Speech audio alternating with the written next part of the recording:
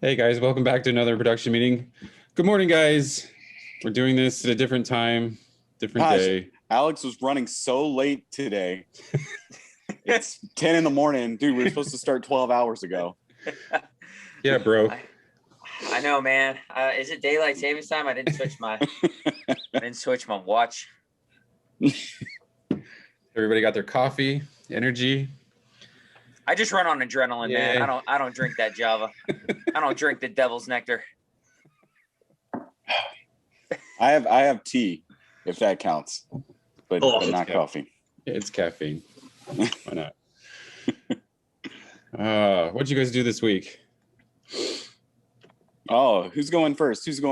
I guess I'm going first. So that way maybe I can get this out of the way in case I pass out from going to sleep, because I haven't gone to sleep yet. I watched a few things this week. 3 things of note. Kajillionaire, which is on HBO Max. Miranda July. It's good stuff. I actually really enjoyed it. It's probably, I think it's my favorite film of hers, even though she only has like 3 technically. It's really good. Performances all around, spot on. It's a really interesting story, and I think it's really well written. It is a little odd, but I definitely recommend that. Probably 7 out of 10 for me.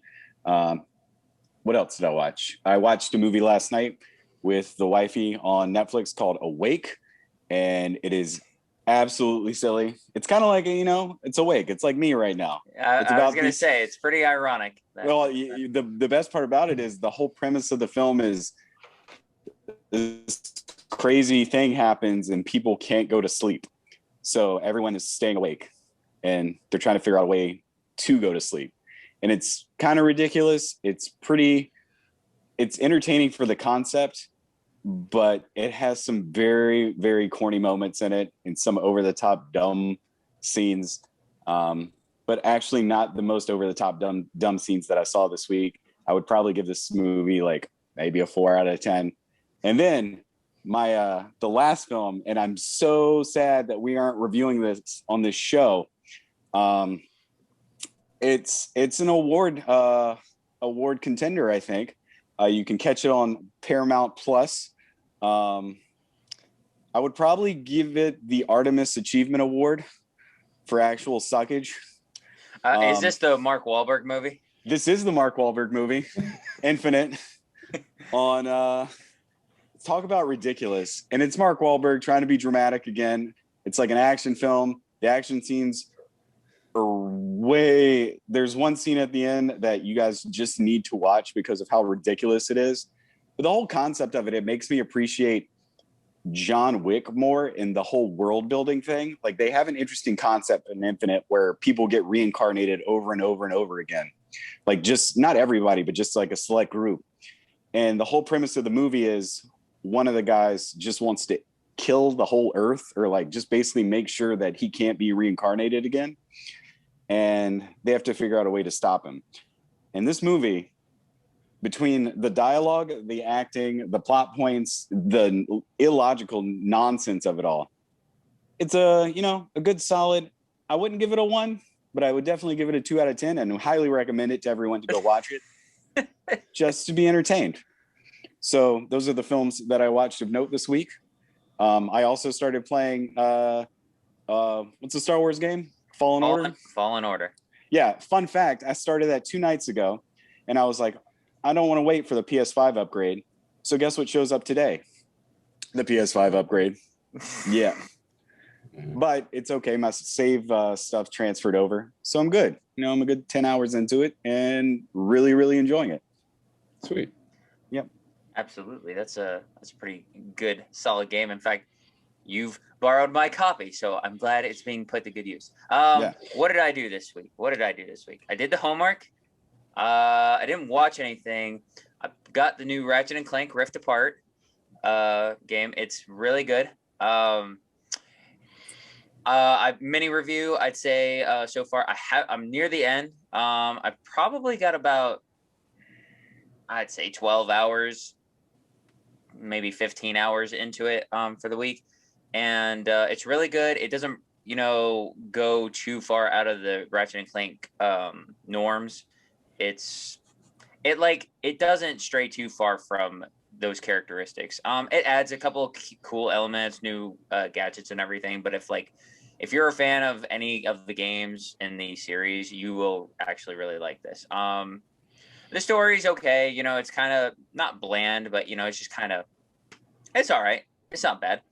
So 8 out of 10. I'm still near the finishing points on it, but it's a solid game. So that's really all I've done. This isn't really what I did, but it just kind of happened where I started watching some of the old Jackie Chan adventure on Crackle. So that was a thing I did. Did someone say Crackle? Did someone say Crackle? I did, my friend. Yeah, I'm that one guy who was logged in. And you saw Joe Dirt 2 while you were there, right? Oh yeah, I 3 times. Okay. So it's Joe Dirt 6. Just making sure you're getting your money's worth. Yeah. Because it's free. Absolutely. So yeah, homework and Ratchet and Clank. That's what I did. Sweet. Well, Ryan? I'd love to continue to commit to this bit, but it's really hot, and I was just kind of waiting for my turn to take this off. I watched a lot of random stuff. I finished everything in the Conjuring universe. So I think I only had the 3 Conjuring films last time. This time I've got Annabelle, which sucks. Annabelle Comes Home, which is good, probably because it follows Annabelle. Annabelle Creation is fine. And then Annabelle Comes Home, which I know you like it, Matt. I thought it was the biggest missed opportunity I think I've ever seen in a horror film. Oh, I was like, here we go. We're just going to get a who's who of random horror elements. It takes 30 minutes to get going and 10 minutes to wrap up. It spends the rest of it with maybe 5 ghosts. And it should have taken place after the second one because there's obviously no consequences to it if it's going to be more serious. But anyway, it's got some moments. I enjoyed it. It's dumb fun. And I kind of look forward to Haters owning it gonna for hate. $2. I like dumb fun in my Conjuring movies. I wish it had been more dumb fun. But anyway, and then I watched The Nun, which isn't very good, but I didn't hate it as much as everybody who said it was terrible. And then I watched Curse of La Llorona, and I hated that more than everyone said was terrible, which is pretty badly received. So I figured that I evened it out. Then I forgot I watched the new Spirit Untamed movie last week, and it was so forgettable that I forgot to even mention it for our video last week. So unless you got really young kids who just can't sit still at home and you need to take them to a theater where they cannot sit still and torture the audience watching the movie, then take them to see it. But other than that, it's not really that good. Made a list.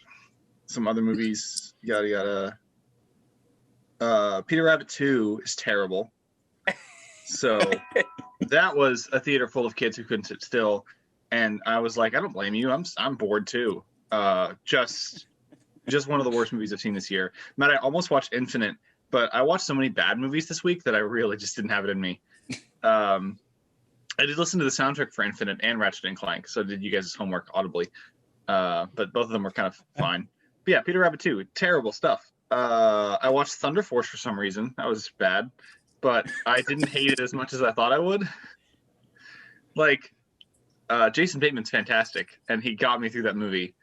So at least I think he's fantastic. He's really committing to that role for some reason. And then I watched The Homework. That's pretty much it of note. Unless you guys want to know what I thought about the first live-action Tomb Raider. Sure. Terrible. I like how Ryan pulled Thunder Force out. He's like, what is that horrible movie that came out a few months ago that I haven't watched yet? I've been doing a lot of board game work, so I needed movies to put on that I can pay attention to, but only give 65%. And I was like, no one cares about this movie anymore. But it also came out this year, and I've seen a couple of dozen movies this year, less than 50, I think. So I needed more bad movies to watch this year. Here you go. I needed to know Peter Rabbit wasn't the bottom of the barrel. It is. Oh, All right. so what horrible movies did you watch this week, Clint? I actually didn't watch any horrible movies this week. I had to do some homework, so I had to watch The Exorcist, Halloween, Thelma and Louise, and Imitation of Life, which came out in 1959. Yeah. Yeah. I don't know. I could at least thrown an Exorcist 2 in there, man. A little bit of horribleness. I don't want to go through Linda Blair again. It's horrible. But yeah, I've just been doing my homework. This is my last week of stuff. I have to watch Pariah, I guess, which is on Netflix. I am not watching the Blair Witch Project again. I'm not watching that again. And I had to watch Josh. Josh. Where are you, Josh?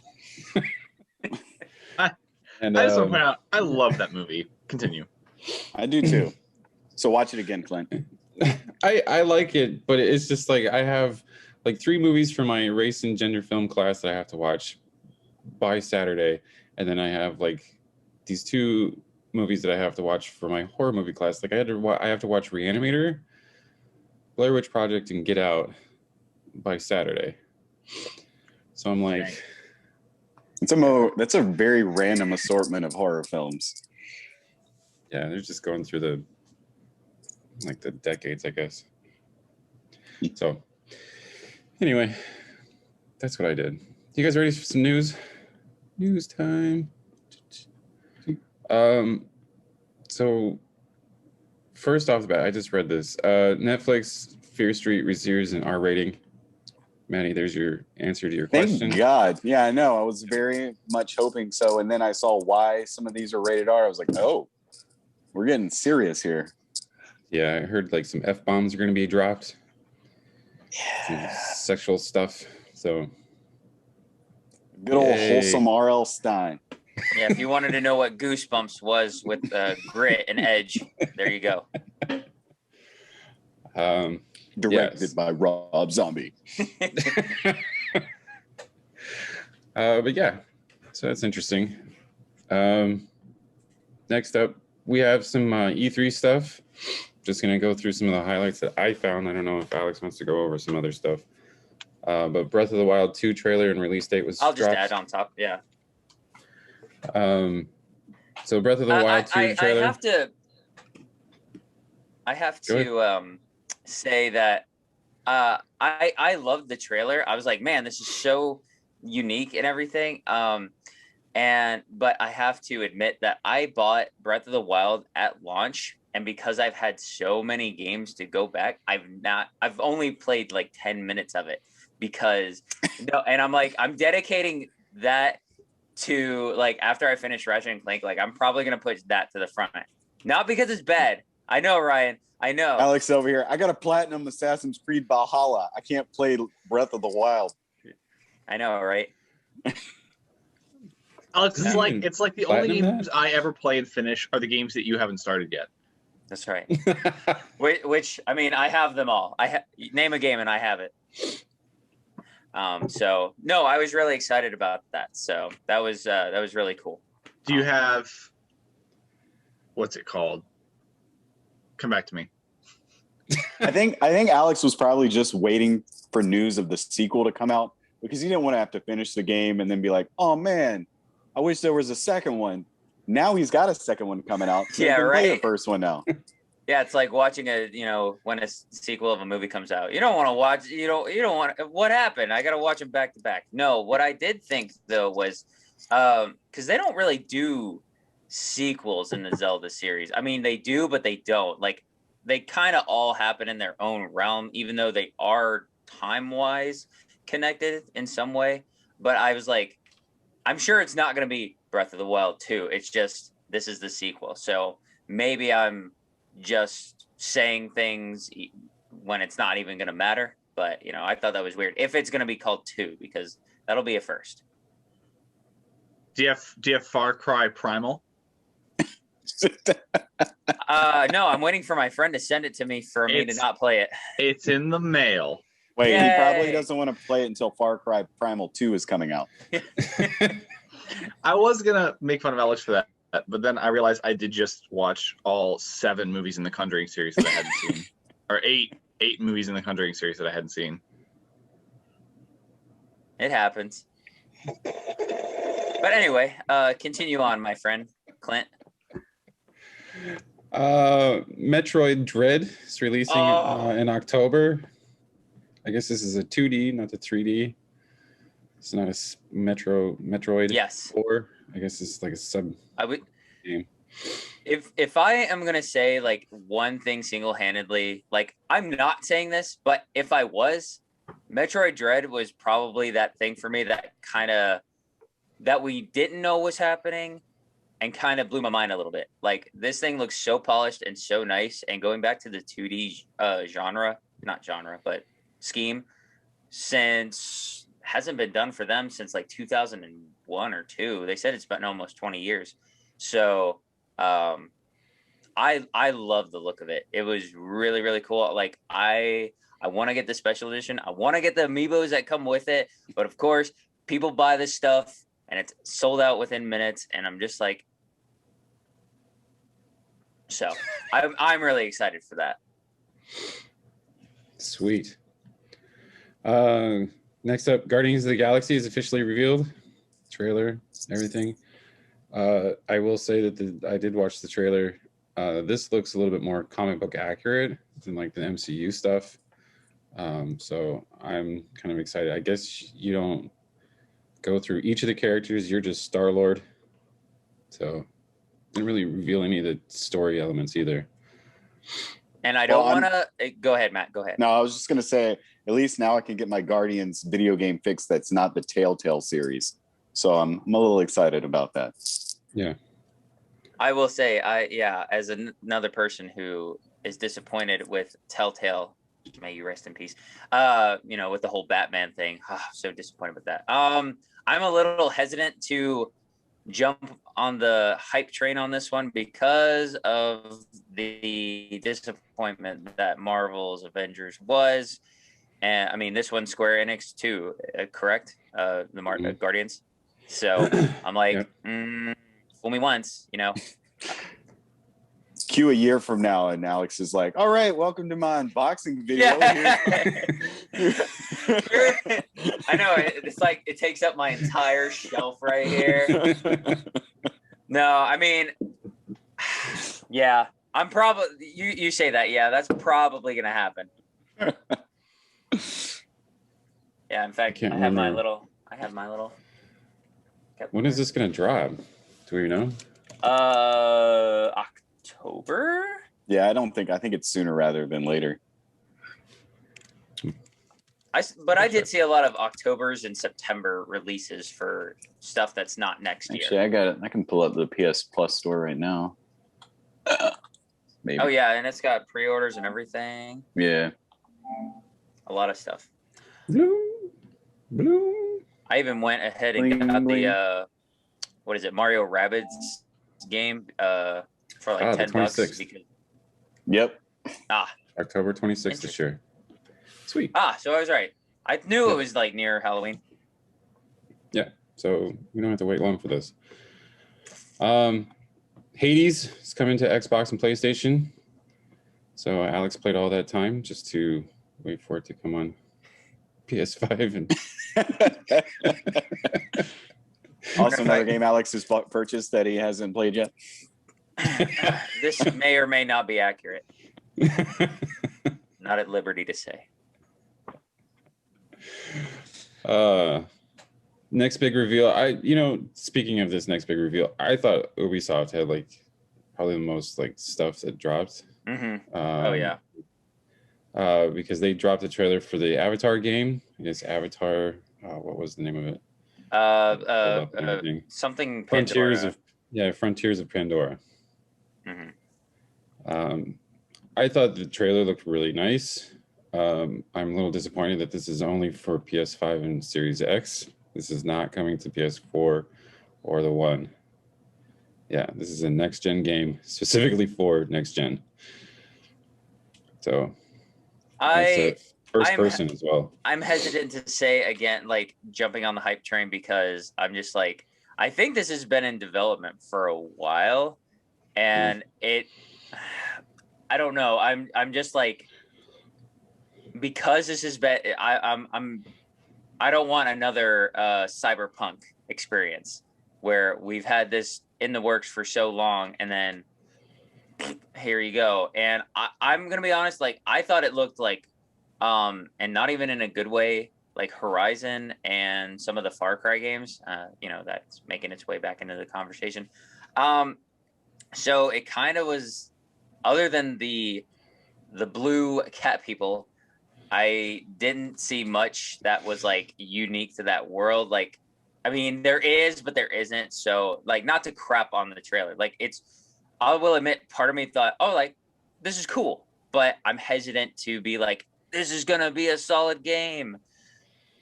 I'm not getting this until well after it's gonna discount in price. So I just saw the trailer and I was like, wow, that's a really long cinematic. I don't know what's going to be happening in this game.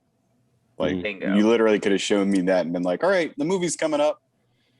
Who knows what's happening in this? So I'm not excited. I'm like, cool, there's a property, there's an Avatar game coming out, but I kind of wish I'd seen some like gameplay, unless that was gameplay, but whatever. No, I'm it's not all excited. cinematics. Yeah, it was all cinematics. The only thing that I will say about the trailer is that I did like the cinematics. I thought that it was kind of neat. The other thing is that whatever they're doing with this game, Ubisoft that is, Disney seems to be on board with it, because I'm willing to bet that this game is probably the reason why Ubisoft got a Star Wars game, because they're going to do an open world Assassin's Creed-esque Star Wars game. And I think because of whatever Disney's seen out of this game is probably the reason why they got that Star Wars property. So Agreed. I don't know. Next up, Evil Dead. Some gameplay trailer was revealed. It's Evil Dead. Yeah, I was gonna say, I don't think I saw a little bit of it, but like, I mean, I think I shared the trailer, but I didn't watch all of it. It looked all right. Yeah, it looked okay. And that's all I could get out of the really big stuff that came out of E3. There was not really many like major reveals. Yeah, I watched. I didn't get to watch a lot of it having to work. I did get to watch Nintendo their Direct, so I did see the Breath of the Wild, the Metroid. Yeah, those are the two that stuck out to me. We did get our new character for Smash being who's the guy from? Yes, thank you, from Tekken. And I was very underwhelmed because now these Street Fighter, Tekken brand guys are becoming kind of like the new what's the Fire Emblem characters. All right, we're having a little too many of these guys. We got like 4 or 5 of them now, and I'm just like, come on, man. Now we know that Crash Bandicoot's probably going to be the last character. And I'm just like, what? Because the first part of the trailer, like, okay, this is definitely one of those Smash Brothers cinematic trailers. And then, cue in some gameplay. And then the gameplay has like him fighting Ken and then Ryu. And I'm like, I'm getting confused. Are we getting a Street Fighter Tekken mashup, or is it Smash Brothers? What? And then you see Mario and people, and I'm just like, I mean, I'm going to have the character because I have the pass. So, but I'm like it's fine, but I'm just, there are, I think, a lot more characters in demand. So.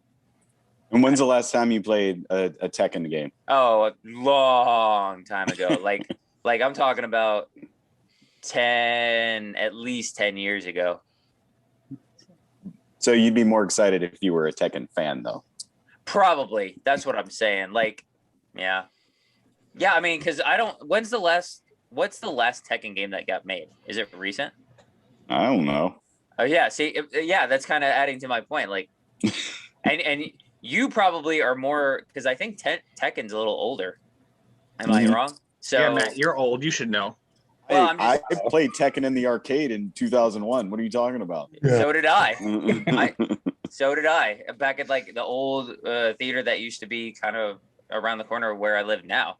So I remember playing it on that, and like it's fun and everything, but it's old school in my opinion. So it's like, why are we doing this character? Like, I like Hayachi, the older dude from that series. So that's cool. I would, if anybody, I'd have been like, do him.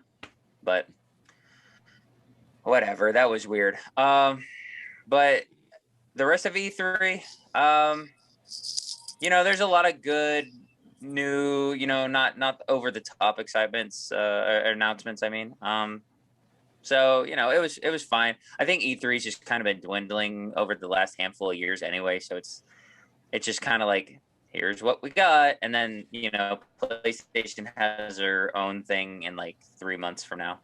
So, but yeah, that was E3. Cool. Moving on then. Some movie TV news. Beauty and the Beast prequel series is ordered by Disney Plus. Yay. What? I also think, what? Is this like, is this pre-Beast? Or is this, okay. Well, it's going to be the sweet life of Cogsworth and Lumiere. The Beast is going to be like, Cogsworth, what did you do again? Already infinitely sounds like a better show than probably what we're going to get. It does, because the show that we are going to get is going to follow Gaston and Le Pew, or whatever his name is. Yeah, something like that. Josh Gad and Luke Evans. LeFou. Whatever. I think that's you can't do an entire series based around villains.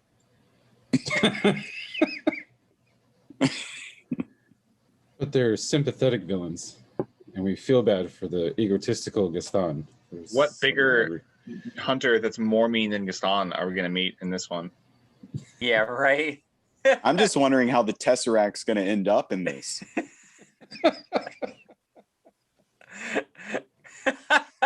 Gaston's like, he's hunting in the Loki. Oh man, another variant. What the heck? Just a paperweight in the background. Oh, that's funny. I would get a good enjoyment. Not enjoyment. We get like this like hardcore war drama about Gaston and his time in the French Revolution, and he gets back all traumatized, only to find out like the woman he's been waiting to get back to doesn't care about him. You joke, Wow. Brian. I'm Sets jumping him over the edge. I'm gonna put money, and we're gonna go to wherever Disney has some type of gambling establishment, and we're gonna bet on that because I think the exact same thing. That's a pretty good guess. Anyway, moving on. Netflix has hired Jeb Stewart for Assassin's Creed live action series. We're making progress. Making progress. Progress. Yes. Jeb Stewart is most known for Die Hard and the Vikings Valhalla series that I guess is on Netflix as well. So at least he knows action, I guess. But other than that, that's where we stand. How do you feel in general? Yeah, like, are you optimistic? Kind of middle of the road? Yeah, I'm kind of optimistic. I like I said, it's progress. Let's gotta keep making progress. I'm still waiting on the Avatar series to come out. Gotta wait after Bebop, which I guess is getting a fall release. Yeah. Yay. Is there a fly in there? Favorite greens. My coffee's so grainy. I don't know why I put this in there. I just thought this was funny. So I guess a Batman Catwoman sex scene was cut from Harley Quinn season 3. Ludicrous. I just thought this was hilarious. I guess DC came in and seen like the early cuts of the Harley Quinn series and seen this explicit scene with Catwoman and Batman and said that heroes don't do that. So they cut it out. Have they watched the show? I guess not. That's why I thought this was hilarious. I can't imagine like this being in this series and then you're like, nope, that's too far. It was funny. Moving on, Greenland 2 is in the works. What? I don't know. Yeah. I haven't even seen the movie, and I'm like, does that merit a sequel? No. Wait, what movie? Greenland?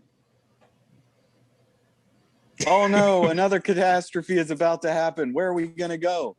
Is it Greenland Has Fallen? Crossover. Oh man, a mashup. I don't know. I didn't understand. Like that's like 2012 too. Isn't it the same thing? Yeah, really? How do you? I still don't get it, man. I don't know. All I know is that Gerard Butler and Monica, I can't pronounce her last name, Machirin, they're coming back. I would like to know how you greenlight something like that. That movie wasn't even in theaters, like for a wide release. Did it do really, really, really well on streaming or something? Maybe it didn't cost that much to make somehow. And they're like, all right, it made enough. Let's make a sequel. What? A sequel? Like, sure, we'll figure it out. It's like, guys, come on, quit while you're behind. I guess it made like 50 million worldwide, 52. Okay. All I remember is this movie being like, all I remember is this movie being like in a orangey reddish hue, like the whole time. Oh well. All right, moving on. Forrest Whitaker is coming back for the Andor series as Saw Gerrera. That's interesting news. I thought this was being close to being wrapped, but whatever. Just starting. I guess. I thought this was kind of cool. Hopefully he doesn't have like this limp and like Darth Vader-esque breathing apparatus. Actually see where he gets this from. Jameela Jamil has been cast as Titania in She-Hulk. I think this is an interesting cast. She-Hulk. Yeah. I'm down for that. I think that's good. I think it's a solid choice. Yeah. Titania is like her She-Hulk's main villain, I guess. Main antagonist. So I think it'd be pretty interesting to see. One of these, why did we need this? Ted series is coming to Peacock. Talking Bear. Telling you, man. I mentioned it. I'm like, why do we need this? But then again, why hasn't this happened sooner? Yeah, this seems like a really easy sell. Because when did Ted 2 come out? Like 2015, 16? Maybe even 14. Yeah, I don't know. So I'm like, all right, guys, 6 years after the making, let's do this. Let's do a TV show. Oh man, a CGI bear is too hard to make. We'll wait a couple, 5 or 6 years. It's cheap enough now. Let's do the series. 2015. We joke. That might actually how the combo went down. So yeah, it was about 6 years ago. So. All right. Masters of the Universe trailer dropped. This looks amazing. I don't care what you all say. Yeah. No, I am going to agree. I commented and I said, I'm not even a He-Man fan. Like, I don't care about it. And I was like, I want this. Like, this looked really polished and really good looking. Like, I can't wait for it. When is this supposed to drop? July 23rd. Oh, okay. Oh, wow. And then Mark Hamill as Skeletor. I was like, all right, that's good. I can see that. Like, I mean, the Joker. So Mark Hamill, he's a gem. Some of his voice acting is a little bit similar from project to project. Sometimes it's like hard to recognize him, but most of the time I'm like, I can totally tell that's him. But in this case, I'm like, I think the Joker voice is transferable to this, and I can dig it. So that alone gets me excited for this. So He's probably like, I can't waste this Chucky voice on this one movie, so I need to bring it back to Skeletor. Yeah, right? Oh, yeah. Enter Ryan's suppressed memories of that terrible movie. I have it sitting right up here. Why? I'm just kidding. I have no huge love for the first one, so I thought this was an interesting take on it. Side note. Side note. Side note. Or that was the side note. I guess I didn't need to say side note at the end. It's okay. I'm out of coffee, so. All right. Side note. Side note. And like always, we're gonna end on some sad news. Ned Beatty has passed away. Most would probably know him from Deliverance, or Roseanne. He was on Roseanne for like a while. Yeah, I know. He was. Yeah, he was. I think one of the first things I think of when I think of him is he was in what's that movie, Shooter, with Mark Wahlberg. He was was he the president, or he was the like vice president or something like that? I can't remember. But yeah, so he will be missed. Yes. All I know is I thought, I'm not going to say I thought he was dead already, but how old was this dude? Because he was old in Deliverance. And that movie is like 40 years old. I think he was 83. Wow. Okay. That's probably right, though. 83 or 85, somewhere in there. Jesus. I know. I thought the same thing when I saw it. I was like, man. He was born in 1937, so. So yeah, somewhere in the 80s. Something. Yeah. Yeah, 80 something. 84. Well, Anyway, all right. You guys got anything else? nope. You covered all the E3 stuff. Thought I Except saw for something that. Perfect Strangers reboot that I missed. Ugh. Ugh. Are they gonna bring Balky back? No. What? Apparently, this is going to be a new cast. Already making poor decisions. Poor decisions. Tisk, I know, man. tisk. One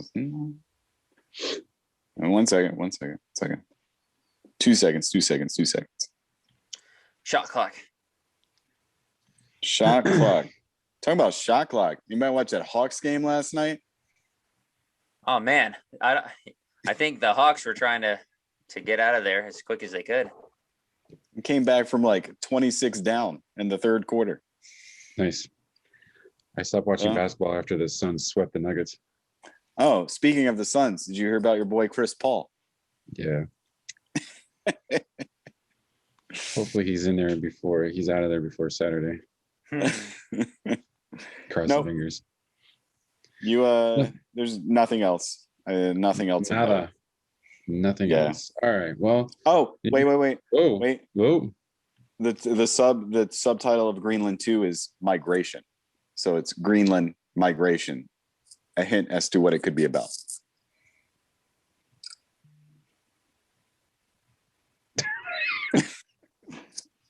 Obviously, they have to traverse the wilds to repopulate the U.S. or the Greenland. It's gonna be like post-apocalyptic. Mm-hmm. I guess I'm kind of on board for that if it has to exist. Well, see, it doesn't have to exist. if it has to exist. Gerard Butler's going to show up at Ryan's house. I'm making this movie. I'll be like, okay, sign my 300 poster. Yeah, right. And then he's like, well, you know what? here. And Phantom of the Opera 2 is happening. And I'm that already does lead exist. Again. Is it? Yeah. Yeah, there's a play. Yeah. Why does that exist? Haven't you been paying attention to the last year of something is successful? Why do we need this sequel? Yeah. Now we're getting sequels to movies that weren't successful. Semi-successful, but people watched and cheaply made. Apparently. All right. Well, then you guys know what time it is. It's Loki Dokie time. I was going to say almost 10. Well, for us, it's almost 11. So, Loki all right. time. So this week on Loki, he is hired. Yeah, he's like put into Yeah. the role that they established that he would be in the first episode. Yeah. So he's put into the field by the TVA to hunt down the other variant. And he makes some decisions or some discoveries on where the variant could be going, who the variant could be, all this other stuff. And we start to learn some stuff on the Time Variance Authority themselves, and the Timekeepers. So I can't really say much about the plot of this episode because it's not really spoilery, but it kind of like leads into the spoilers. So I would just say that I like this episode a lot, actually. I'd give it an 8, because I really like this show for some reason. I kind of like it better, a little bit better than like WandaVision, and I'm not even sure why. And maybe just because like Tom Hiddleston is doing Tom Hiddleston stuff with Loki. I like Owen Wilson still, like he's not getting annoying yet. And I think there's like WandaVision, there's this kind of like underlying tone of like something maybe not right with the TVA itself. So yeah, like I give it an 8, and so like we can talk more about when we get into spoilers and stuff, but I give it an 8.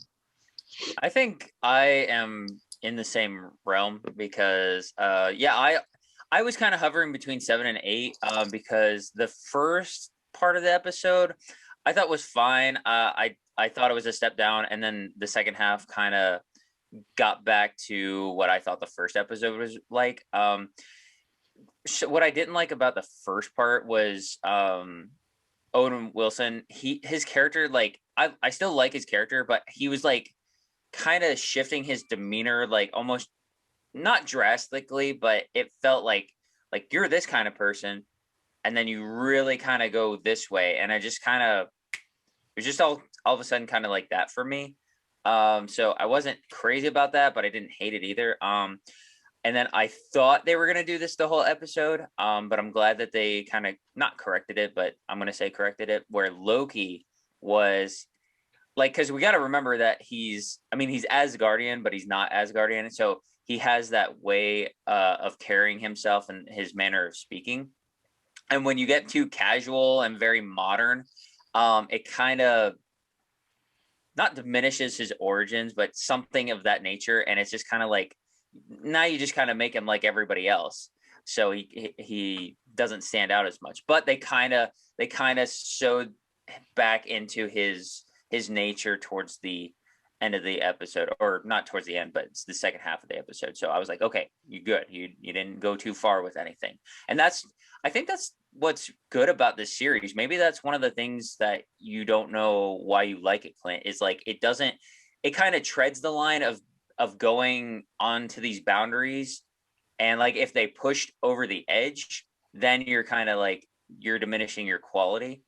But they kind of know perfectly when to stop at certain areas when it comes to like humor, plot, character development. They kind of know where to tread, and I think they're threading the needle a little sometimes, but it's been working out. And I sat there thinking, this easily is the best, at least to start, series from Marvel that we've seen out of the 3 that we've watched this year so far. I also gave it an 8. I'm enjoying this, but I also think with it only having 6 episodes, the quality has to be in the uptake, so like they can really hone in on what they're trying to do, rather than just kind of sprinkle, okay, then story or plot. So I like the first episode more, but I still think that this is a good addition or continuation. So I'm really like, these episodes can't come out fast enough, so I'm like, yay. So 8 for me. Cool. I agree with you guys. 8 out of 10.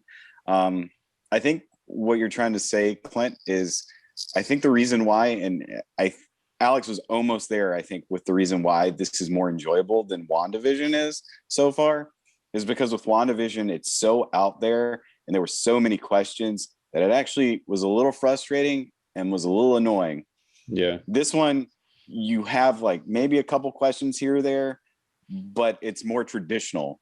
Like, even though it's got this weird, background, it's still incredibly more traditional than WandaVision was. So it's a lot easier to follow and a lot more fun to watch. And on top of that, I mean, Tom Hiddleston, I think his greatest strength in this, and it shows, I guess, through the Avengers films, is that he plays really well off of people. Like, he seems to bring out, it's fun watching him talk and act with others because he brings out the best in all of them. Owen Wilson's perfect for this too. I'm not really a huge fan. I mean, let me rephrase this. There's a style of Owen Wilson that I like. I like the serious Owen Wilson that says off like weird or funny things. That's the Owen Wilson. I don't like zany Owen Wilson all the time. And this is good. So I really enjoyed that. I'm a little nervous though, because they did a lot in this episode. They did way more in this episode than I thought they would do.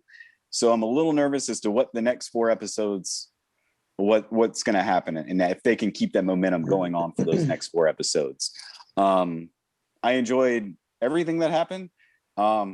And Brian will probably attest. I don't know if he enjoys it, but I really enjoyed the soundtrack and the music for this too. Like, I really, really enjoy it. And I think it's a little bit refreshing. I don't know why. It just sounds different to me. I don't know, but I really enjoy it. I really enjoyed the series so far, even though we've only seen 2 episodes, and 8 out of 10 without any spoilers. The floor is yours, Ryan. Yeah, no, I totally agree with that. That was the first and only thing I had specifically to say is that's like not only one of the most notable soundtracks I've heard of the year, but definitely going to be one of the most interesting of the MCU so far. There's unique instrumentation blended throughout, and you got strong themes for the different kind of elements and characters and times, essentially. And then there's the scene where they're just, I mean, I won't spoil it, but they're essentially just walking to a store, and I'm like, this is the best piece of music I've heard all year. And it doesn't even have it doesn't need to be, but it's just so good. Yeah, I agree with you guys. I mean, I gave it a solid 8. I really like the direction they're going with it. It seems very, Matt, I kind of agree that I'm a little, like, I would be a little worried if I didn't have more faith in this show. Where I was like, this feels like they know where they're going, as opposed to, I think Falcon and the Winter Soldier did a similar thing before its time would ordinarily have this thing be structured, and this did that in episode 2 instead of near the end of the season. And I think that's probably a good sign. I think they're probably like, you know what, you think we're gonna go this way, but we're just gonna jump right in these things. So I really enjoyed that. It would definitely caught me off guard. I kept kind of predicting like, oh, here's how we're gonna build up. And it was really funny. I really got a kick out of this episode, even though there's probably fewer jokes in it. I think I laughed at the jokes more, a couple of them more than the first episode. So yeah, I got a blast out of it. Even right off the bat, like the first, I guess it's not a huge spoiler, but like the first thing you do is you see like a medieval setting, and I'm like, oh, what an interesting setting, and they're like, Wisconsin. Yeah. Yeah, right. That was great. Yeah, so great stuff. All right, let's do spoilers. Lady Loki. Yeah, I was like, that came out of nowhere. I saw it coming. Yeah, she's actually pretty relevant in the comic books right now. So that's why she's I kind of figured that's who they were going for. However, I don't think that she's going to be like the main villain of this show, because I think that Marvel is doing a very good job with like being like, hey, this is your villain, and them going, just kidding. And keep misdirecting everything. It's this person. No, it's this person. No, it's this person. No, see, and that I wanted to add on to Matt. He said, Tom Hiddleston, he makes everybody around him a little bit better in their performances because he's able to like make everything pretty organic. And I'm like, yeah, see, that's the thing. He plays the character itself so well because his whole thing is you can never trust him. So any moment where you think this character is like genuinely trying to help, you're always like some type of flip from uh-oh, we got betrayal. The script got flipped. And I think that's really, really, really good. And that just and that's what happens towards the end. He's like, I've been plotting all along. Like, probably you guys would have been like, yeah, we would have thought that. But like, I think this show is actually good in that way. Like, it not misdirects you, but like makes you not think about that for a second. Because the whole show is, we want to be on Loki's side, but he's an anti-hero, kind of, sort of. He's like, he's never truly one way or the other. And that goes to say that this show is exactly like that. Like, you have no idea what he's gonna do. And so yeah, I've like, by season's end, he could kill some people. He could totally redeem himself. I don't know. So but yeah, that ending, see, and I'm adding on to Ryan's, like, the fact that it's at just kind of some little shop or some little mart in Alabama, but yet it's such an epic scene with the score and everything. So I'm like, dang the show for making me like it so much. Because I think, and it's not even a comparison, like, it's good in comparison to what, not garbage that we've gotten, but just kind of subpar stuff that we've already got. It's like, it's good on its own merits, like, without even looking at any of that other stuff. So yeah, I like the Lady Loki thing. Like, I'm not too into the comics myself, but I was like, I'm actually glad that they didn't have like a duplicate of Loki. Like, they didn't just mirror him and be like, Loki. I think, and now that we're in spoilers, and that's what kind of makes me nervous. And I know I praise Hiddleston for how he acts or how he makes others around him better. I'm not familiar with this actress who's playing Lady Loki, so that's why I'm a little concerned, because I don't know how big of a role she is, and I don't know how it's going to come off. So that, I mean, with all the other shows that we've seen, there's people that we've already seen. If they're new, it's actors that I've already am aware of.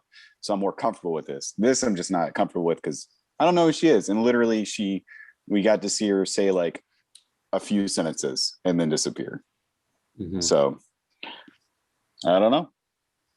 But was Loki trying to like take over the timekeepers? Is that him, or is he good? Can we trust him now? That's what I'm saying, man. I don't know. I'm going all trust. I'm trusting. I'm all in until he proves me wrong. I'm trusting him. I think it's gonna be like, yes, but then he's gonna do some kind of thing at the end where it's like, haha, you're not gonna catch me, kind of deal. So yes, but with a slight lime twist of no. So let me interject for just a second. So this is Sophia. I don't know if Ryan. Sorry, I didn't know if Ryan was trying to talk and we just couldn't hear him. Okay, sorry. So Sophia de Martino. She's an English actress. She was in Yesterday, the Beatles movie. Into the Badlands, I guess. She's done a lot of like random, like, really random British stuff. So let's see who that is. Well, there's a theory that the more British the actor, at least in the Star Wars universe, the more British the actor, the more evil they are. So, ooh. Yeah. I was going to say the more American their accent is. I'm Loki, America. Oh, I tricked it all. But yeah, like just going on like his acting, like that whole Pompeii scene, I thought was awesome. Like, that was awesome, yeah. Yeah, I just love his acting and like his over the topness of it, and just like nothing really matters. I'm gonna speak in Latin or whatever, and just like see what you guys do, and then it's gonna destroy it anyway. And yeah, that whole the whole last act of the episode was pretty cool. But like I said, I don't think that she's gonna be the main villain of this. Especially since they're gonna like introduce her like this soon. I know we only got like 6 episodes, but this is episode 2, and you're already introducing the main villain. I just don't buy it. So, yeah, I bet it's gonna be maybe not. We're gonna get a glean of like who it might be in next episode, but nothing like substantial. And then episode 4 is probably where they're gonna establish whoever that is. So, well, but yeah, solid. With what Kevin Feige has said about this series, I think the main villain is going to be some other movie's villain. Does that make sense? Yeah. Does that make sense? Because I've heard that I think that Kevin Feige, is the Green Goblin in this too? Probably Willem Dafoe. As long as it's not the Dark Elves. Yeah, right. Wait a second, the Joker. But this is supposed to spawn off into like many different projects. So, and I think because of the multiverse, I think this is supposed to be into like other. Because I think if I remember correctly, Kang the Conqueror is going to be like one of the main villains of Ant-Man 3, and he's a part of the Time Variance. So I'm wondering if like he's going to be like the main villain, or something like some sort of spot, like cameo. But I don't know. So are we gonna is Lady Loki gonna be end up being a sympathetic character though?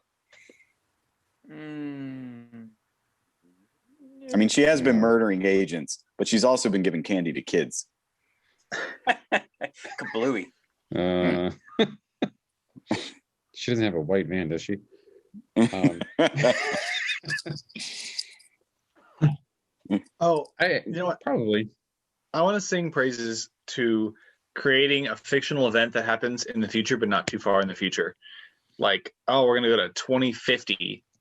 Like, how many sci-fi movies time and time again are like, we're in the future or the past, and we're going to reference something that that's happened, where it's like, oh, we're Star Trek. Here's some classic music, and it's just music that we have now. You're right. Like, just make up stuff.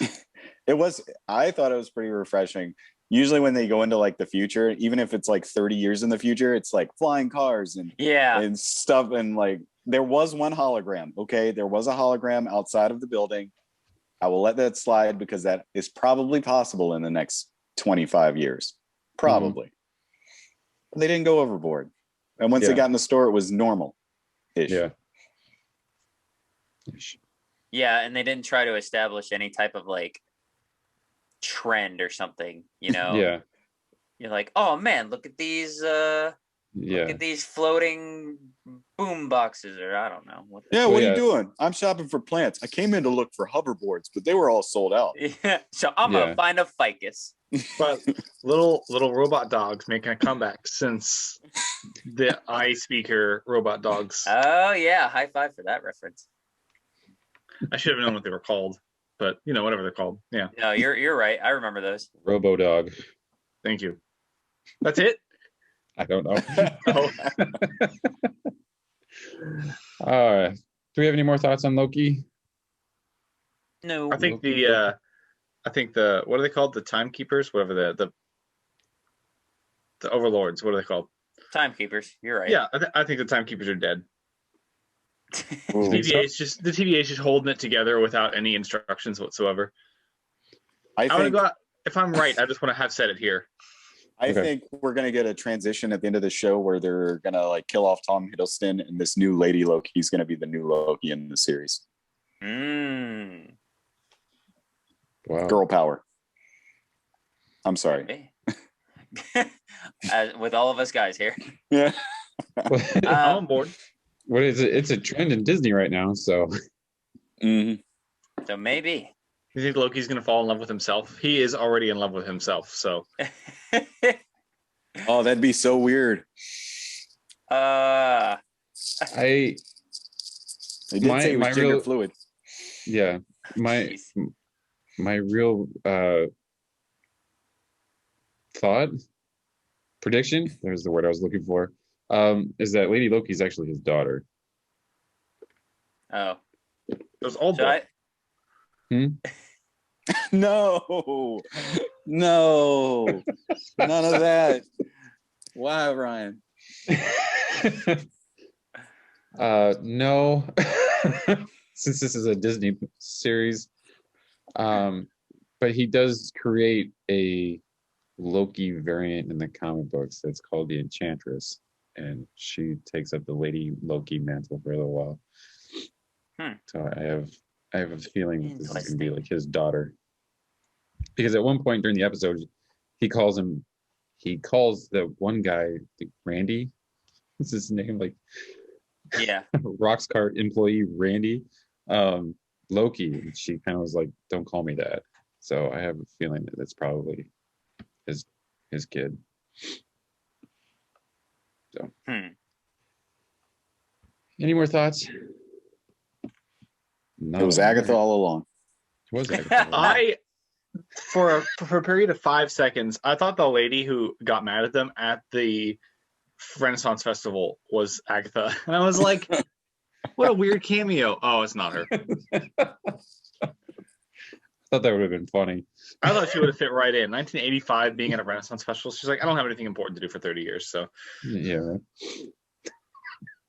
I'm gonna go to Wisconsin. Yeah. All right. Well, then Loki Dokie Time is over. We reviewed something this week as well, an actual movie. Lin-Manuel Miranda's In the Heights. It's kind of hard to describe what this movie is, because there's really no like straightforward plot with this movie. So I will say that it is Hispanic culture in Washington Heights of New York City. It's about a guy. It's about a store owner who wants to move back to the homeland. In the Dominican Republic. Yes. Mm-hmm. Yes. He wants to follow his dreams to go back home. And stuff around him happens to his neighborhood. Right off the bat, like, did anybody else get like these do the right thing type vibes from this movie? A little bit. Actually, a lot of it right at the beginning. Yeah, right at the beginning. Like, I obviously not the ending of Do the Right Thing, but like in the very beginning, like there was a very neighborhood setup, like in both, like in Do the Right Thing. Like in Do the Right Thing kind of starts off where this is like this person and she does this and this and this and like this person, and I felt that like in the very beginning of this movie, where it was just like all these people are these people and they're all connected because of this one neighborhood in this like 2-block radius or whatever. I liked this movie. I thought it was a good representation of that culture in Washington Heights. I'd give it an 8.5. There was some like pacing issues that I didn't really care for. It just was a little too long in parts, but I did like the acting. I liked the songs. There's not really much not really much to this movie. I mean, if you like musicals, then I would definitely check this out. So 8.5. I'll go. So I've seen the play. And I actually have the 2-disc soundtrack for the play. So I was trying to go into it with empty expectations, and so I won't compare it to the play too much. I will start by comparing it. There's a couple things that I don't think work as well, and a couple things that work better. A couple jumps that you just kind of have to get over because it's a movie, but that's fine. And having listened to the music already, I kind of got used to it. I will say, you said if you like musicals, go see it. If you like musicals, get ready for kind of a different feel of the music. It's a lot of like, there's a term for it, for Miranda's style, where it's like rap singing sometimes, that feel to it. But I think it works really well. There's a couple times where it's odd. Characters will just repeat things or say things to fill part of the song. Kind of like freestyle. Yeah, and I don't think it always works, but it works well enough to carry the movie for sure. And they put in that one original song, so they'll get an Oscar nod for it. Yeah, I really enjoyed it. The thing that was going through my head the whole time, because this was 2020's frontrunner for Best Picture until it got pushed back. And if this had come out in 2020, I think it hands down would have won Best Picture. Now it got like stuck in June, which is a weird time for a Best Picture film to come out. And we got West Side Story 6 months away.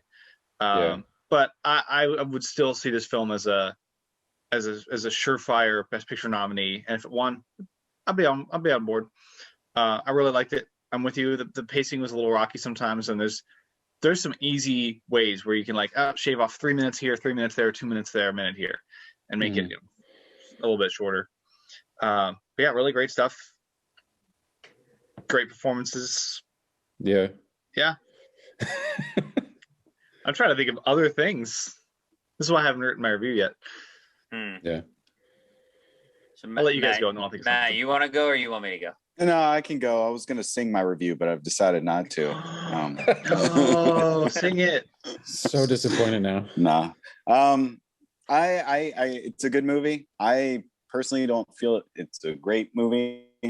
I think a lot of it, and just personally, I didn't think it was as clean as it could have been. And I know this guy, John Cho, just comes off of, I think, Crazy Rich Asians, and he's done musicals. I mean, he's done like every Step Up movie, I think, almost. So it's just some of the choreography to me, I just thought I was not a fan of. It just wasn't clean enough for me. And I'd look and I'd be like, why didn't they shoot that again? Or is that really the best shot that they could get? Okay, were you losing sunlight? What's going on here? So I just wasn't a fan. And that kind of like, I mean, most of that was towards the beginning too, with those big set pieces. Once you got the more intimate with the characters, I really enjoyed. I love the casting in this movie. I know some people were getting upset. I've read that it wasn't cast. Basically, they just cast all light-skinned Latinos, and I'm like, okay. I mean, it doesn't bother me. I mean, they're all Latinos, whatever. And for what it's worth, they all did amazing jobs. I thought all the leads were good. I listened to the soundtrack, like Lin-Manuel Miranda's, like Hamilton. There are a couple really good bangers in this soundtrack, and then there's also a bunch of filler that's like, oh, okay. What Ryan said is true. I listened to the soundtrack. I've listened to both soundtracks, and they are definitely very subtly but distinctly different. I feel like there's more, for lack of a better term to say it, I think there's actually more energy in the film version. It's a little louder. It's a little more in your face. It's not as the stage show or play is a little more reserved, which I prefer the soundtrack for the movie actually. 7 out of 10, just because I wasn't amazed. I really don't know if this is Best Picture. I know Ryan just said that. I don't think that it was that distinct enough. Like, I just don't feel like it was that good. The performances and songs can get it only so far. And like I said, I felt like the direction was kind of and that's mainly for the choreography too. But yeah, 7 out of 10. It's not a bad film. If you like musicals or you want to hear some good quality bangers about $96,000, go enjoy the movie. Yeah. All right, and then there was me. So my review is going to be skewed in an odd way. So Ashley and I watched this like on Friday, and she was like, "Ooh, wait, we gotta go see this." I was like, "Okay." So I knew I was going to see it at some point, probably sooner rather than later. And I am not like a musical buff, but every once in a while, like I'll catch one and I'll be like, "All right, it's cool, it's good." This one's fine. The story's fine. I think I wasn't able to relate to the movie as much because that's just, and what I mean by that is like Ashley came from an environment similar to that, and so it resonated with her a lot more, so she was able to kind of connect with the characters, especially the grandmother, like because her grandmother was really like kind of like the neighborhood's grandma, so it hit home with her a lot more. So so my review is going to be a little bit like unfair, so that's hence the skew. So the performances are fine, the story's fine. I think what the biggest thing I have an issue with is the actual numbers. nothing stood out to me. Not a single song, except the 96,000 one, because, and only because, working at a movie theater, you hear the trailer for the movie often going, obviously, before the movie, and you hear 96,000, and so that's why that sticks in my head. Otherwise, it's kind of what I was saying with Ryan before. It's just kind of freestyle, like, hey everybody, I'm the exactly right. Every single song is like that.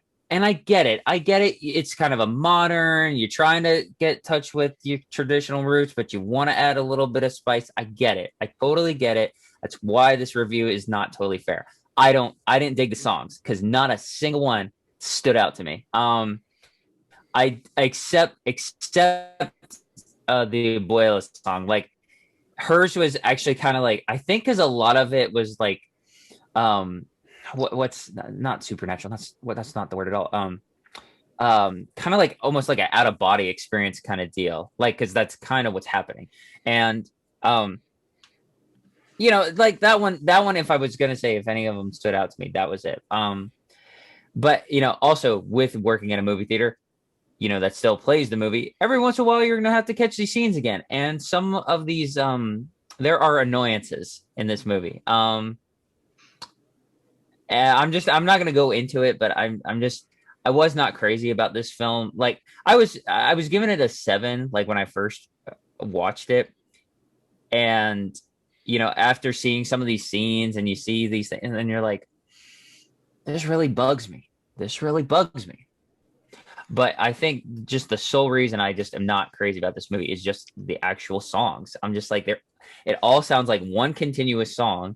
And then I don't like when movies do this. Sometimes they work, but most often for me, they don't, is where they establish the characters like, hey, this is my cousin Ricky. He and I have been working at this shop for 3 years. And this is my friend Bobby. We used to go to kindergarten together, and we've been friends ever since. Blah, blah, blah, blah, blah. I'm like, stop that. Stop telling me your characters and let me naturally find out who everybody is through what's happening, through the plot. I understand that a musical's a little different because you don't really have the time. It kind of goes hand in hand with what the songs are about. It's like they're just kind of, my brain's all over the place with this. Though I don't like how you just tell me who it is, and then I don't like the numbers. Yeah. Because Alex, I know what you mean. You got this like weird blend of operatic speaking where they're singing a lot of the dialogue, but then maybe a third of the film is just dialogue. So it's not like your Les Mis where you're getting sung everything. Exactly. So I'm like, right, exactly. So I'm expecting, you know, more of a metaphorical kind of lyrical structure, but it's like, oh man, I can't get this bottle open. It's got the foily thing on the top, and I'm like, something. Give me some substance. I'm sorry. I'm being not critical with it when I shouldn't be. I mean, I feel like that's what the movie is, though. I mean, that's what a musical is. You have, it can be anyway. You can have like a whole film that just has a baseline of music and then everything gets sung, whether it's the dialogue or like a song, you know, just a song, like a written song. Yeah. And it all just flows together. And that's what this is. Right. So my review, the rating rather, is I was giving it like, I'm going to give it like a 6.5 for me. And I asked Ashley, what did you think of it? And she goes, I give it a 10. Like, I loved it. I mean, she, like I said, she connected with it way more than I did. And but then she even said, you know, but I understand that it's not a perfect movie. So I said, okay, let's combine your review and my review, and let's meet in the middle. Let's say like an 8. So personally, 6.5. But I'm grading it on a curve, and I'm going to say an 8 because it is for the musical goer and anybody who likes that type of structure. So 8, with my, you know, stewing in the back, 6.5. I will say that this has a lot of influences from different like different musicals. This is very West Side Story, Yes. very Rent. Mhm. Like Matt was saying, like Rent is a lot like that, where you like Rent is like 95% song. Mhm. And it just kind of flows with one beat and like one, you know, beats per minute and everything. And there's very little like actual talking in Rent. And this is kind of in between. So, yeah. Yeah, I heard people like talking with guests, you know, like, hey, how'd you like it? Yeah, a lot of people, like you said, Clint, they compared it to West Side Story. That was the one that I heard most people say, and so you are right on the money with that. Maybe that's why I liked Singing in the Rain so much, because I liked the story around it, and it really, here's a musical number, done. Da, da, da, da, da, da, da, plot. Here's another musical number. Plot. So, you know, I think I like that structure more than the whole Rent. It's okay. It's okay, Alex. You can not like rapping and apparently Latin culture. I'm sorry. Shut your face. No, I didn't Alex, say a thing about that. I'm gonna jump to your defense, even though I also gave it an 8.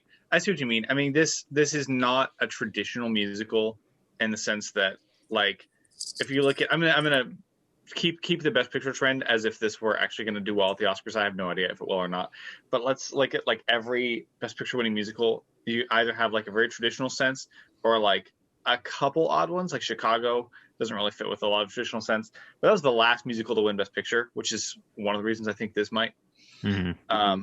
But you're right. I mean, if it's not for you, it's not for you. And I think if anybody who's thinking about going to see this, they're like, oh yeah, it looks all right. Listen to like the first song on YouTube and see if you like the song In the Heights. If you're tapping along to it, yeah, you'll probably have a great time. If you're like, this is weird, I don't know if I like this. Like, why are we going back and forth between a conventional style of bringing through grand pieces of music and dancing to mixed in with that dialogue? Mhm. Because it does kind of deviate from your.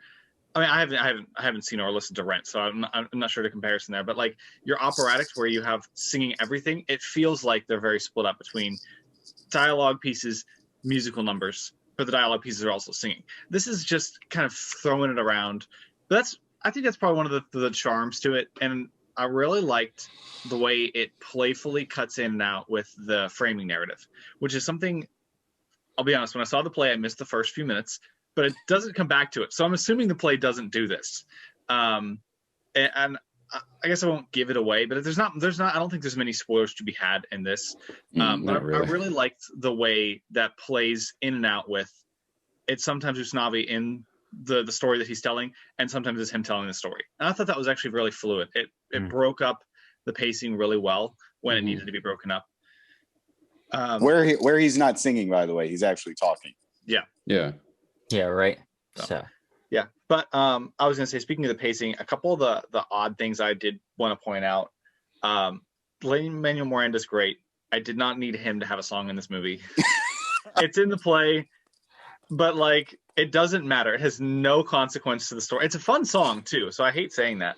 I was gonna say, right, like the next thing I was going to say, Miranda's like, he does not seem like the type of guy who has a big ego. But I look at the telltale signs and I'm like, maybe he does, because you're right. He has no really, but he's like, I need to be in this movie. And then I looked at the big old poster and again, and he's right there pushing his little cart. And I'm like, this guy's like, I want to have a number. I need to make a couple of cameos and I want to be in the corner of the poster. I want to be in like 20% of the poster. So I think, yeah, I agree. I mean, I love the guy.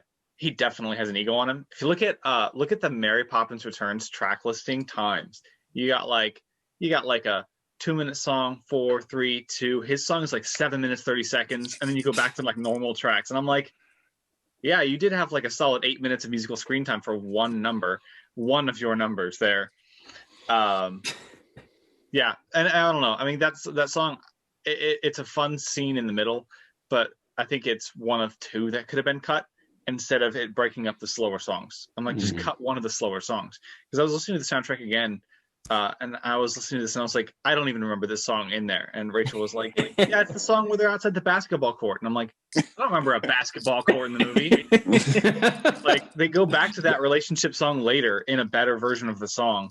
I felt like that could have been like a 2-minute scene of dialogue and just completely cut the song. Because I still don't remember what happens in that song. Yeah. So yeah, that's Clint, you said it first, but like I think that's where just some of the pacing comes in. And it's odd. A lot of movies are trying to be 2.5 hours this year, I guess. So yeah, I was like, I was around the hour and a half, and I was just like, here we go. Oh, I'll admit it. Like I had to pause. Like I had it here at HBO Max because I couldn't make it to the theater this week because of my overly bearing homework and my 12 movies that I have to watch a week. So I paused it right at that scene, and I was like, "Holy crap! There's still an hour left of this movie."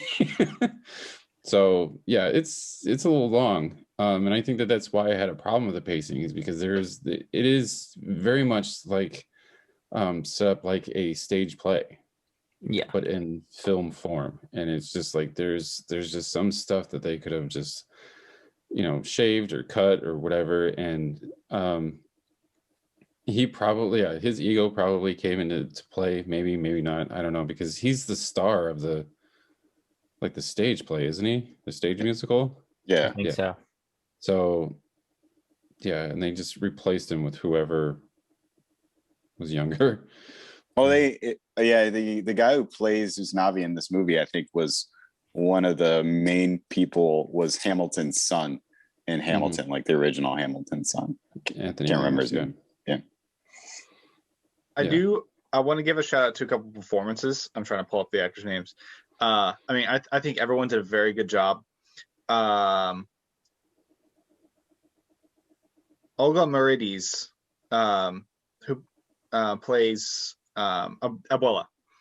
Oh yeah, Fantastic. I thought she was fine. Got to her musical number, and I was like, oh, she's the best person in this cast for sure.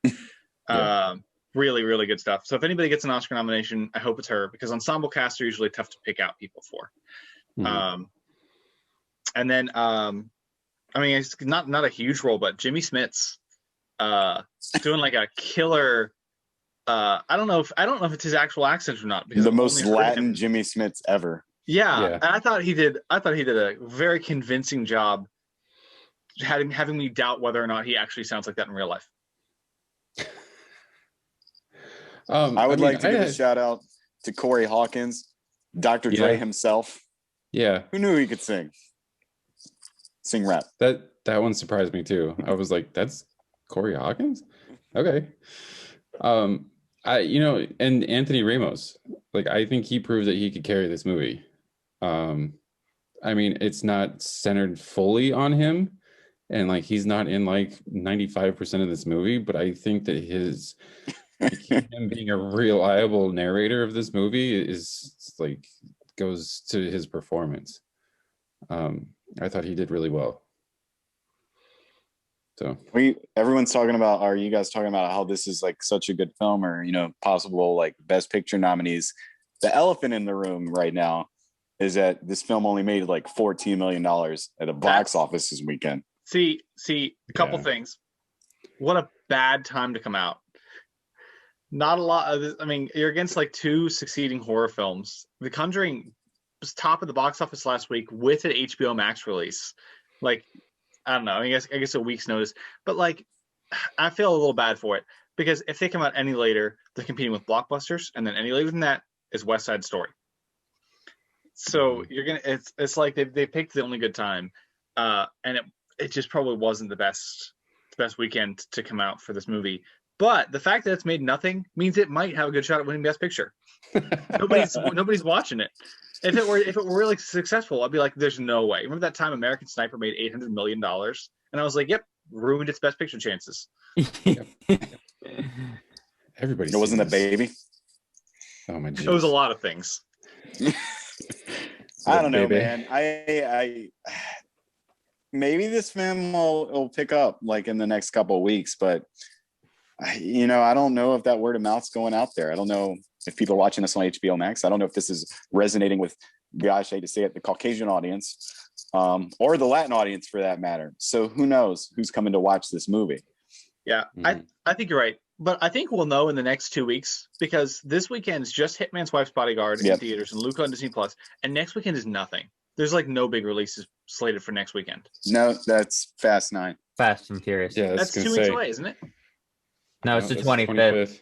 I remember because I'm like, oh man, the premiere's on my birthday. Oh, it's the 17th. Okay, well, I guess just this weekend. We won't be showing In the Heights in 2.5 weeks. Probably. Okay, I'm calling it. It's gonna win Best Picture. Nobody's watching. It's gonna win Best Picture. Lin-Manuel's gonna have to be shaking some hands backstage for that to happen. I don't know. I think the fact that a musical, this will be the first time a musical's won Best Picture since 2002. That sounds about right. Yeah. 2003. I don't know. And I mean, Google it's the also, most Caucasian musical ever. Yeah. That's not true. Lucy Liu's in that movie. That's true. I'm not going to read for like 5 minutes. You're right. No, I don't know. I probably shouldn't sing its praises quite yet, because there have been very few films to come out in the first half. I'm going to call June the first half, but the first half of the year that actually carry over and win Oscars in the second half of the year. And if they are, they're like Grand Budapest Hotel.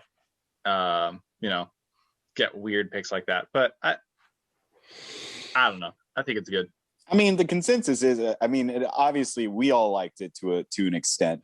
And I mean, most critics have liked it. So maybe you're right.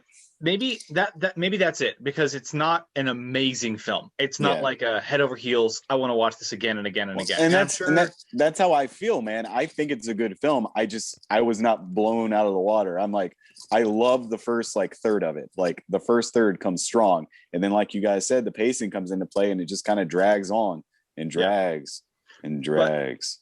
But ever since the Academy voting changed after The Dark Knight didn't get nominated, those are the films that win Best Picture. It's like everyone's got it in their top 5 and no one's got it as their number 1. That's true. That's a popular vote. This movie does drag as much as Nomadland. Yeah. God. I can't agree with that, because I didn't like Nomadland and I really liked this.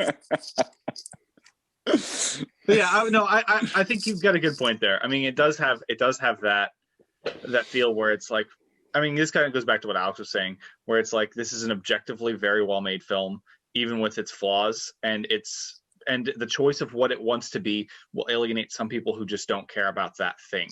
And for me, that was Nomadland, and for a lot of people, it's probably going to be this. I can't believe you've seen Rent. Yeah, what is up with that, sir? Yeah, man. Look, I got this big stack of musicals behind me, like from here down to here, and this stack up in front. Okay, I've got CDs in front of it, but like I got like 20 musicals in here that I haven't watched, so it's on the list. Like his version of video games. I can't believe I'm going to say this, but you have homework.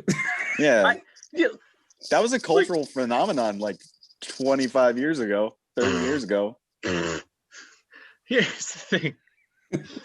Musicals are not easy to get through because they're typically long, and a lot of them just aren't that memorable. There's a lot of musicals in here that are like 2.5 hours, 2 hours 45 minutes, 3 hours long. Like, why is Guys and Dolls 2 hours 45 minutes long? I don't know, but I gotta watch it at one point. Because white people got to get their money's worth. Yeah, that might be the biggest reason I didn't give this a rating higher, is because when I inevitably own this movie, I'm going to put it in the stack and watch it 3 years after I buy it. Or you're not going to watch it again. You're just going to bring up your Spotify and listen to like the 4 songs that you like. I might. I haven't seen Les Mis since 2012, and I've listened to it like a dozen times since then.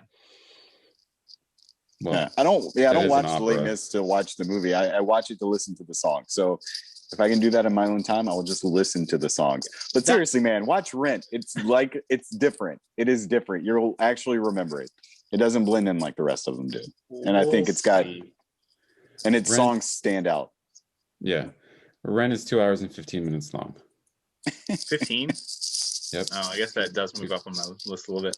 It's got bad reviews. I don't want to watch this. It's got a 53 on Metascore. That is so low on my list. Okay, so in its defense, this is directed by Chris Columbus, who had no business directing a musical. But it does have the original cast in it, though. Except for two. Two? Okay. Yes. Rosario Dawson is not the original. Yeah, that's right. And the African American partner, what's her face? I can't remember her name off the top of my head. Blah blah blah. Joanne Jefferson. That sounds right. Yeah. So And Tracy Maureen? Thomas was not a part of. Yeah. But the rest of the cast is the original, even Taye Diggs. So I will defend Rent on its metric score. I give it a pass. So, all right. Any more thoughts on In the Heights? Nada. Okay. So next week. Oh, Ryan, yes. No. I was gonna say it's really funny. If anybody's not convinced, I laughed a good bit. Like, I think there's a good blend of comedy. I don't know. The emotional pacing was good. No. So I was just gonna say, like for anybody who's like maybe not completely convinced, but they're up for the musical style of it, I think it's very entertaining. Like, they did a really good blend of like, here's some good laughs, here's some good drama, might get a little emotional here, you know. If you have a soul, you'll get emotional here. Just like Coco. Yeah, Coco. All right. Then next week, speaking of Coco, we have Luca. Nice Pixar segue. movie. Yeah, see? I think Matt planned that. Maybe. Pixar's movie's Luca. Apparently it's about mer people in Italy. I don't know. Pixar's Ponyo. Yeah, pretty much. Or if you guys want to, I probably watch this because I'm a dad and it looks pretty good. Fatherhood comes out on Netflix. Yeah, that looked all right. I saw the trailer for that. Yeah. What's that? I The thought Kevin you were Hart gonna say, movie. because I'm a dad, I'm gonna Oh. watch The Hitman's Wife's Bodyguard. I'd rather not. I didn't even watch the first one yet. So Yeah, same. Fatherhood is with Kevin Hart, and he loses his wife, has to raise his kid by himself, widower, the usual. I'll be seeing Hitman's Wife's Bodyguard instead. That sounds like the synopsis of like Kenan Thompson's sitcom that premiered last year. Yeah. Oh, I don't know. Somebody's gonna sue somebody. Yeah, you're right. I'm like, wait, I'm pretty sure I've heard this before. I mean, it's fairly generic, but I'm fairly positive that is the premise. Yeah. All right. Any final thoughts before we get out of here? Nope. Nada tostada. All right. Well, then this meeting is adjourned. I just want to let you guys know, obviously, that we are still on Apple, Google, Spotify, Musical, and Amazon Music podcasts. Thank you, everyone, for watching and listening. Please just give us a like and subscribe to our channel and leave us a comment. We like hearing from people. But that's it. This meeting is adjourned. See you guys next week. Later.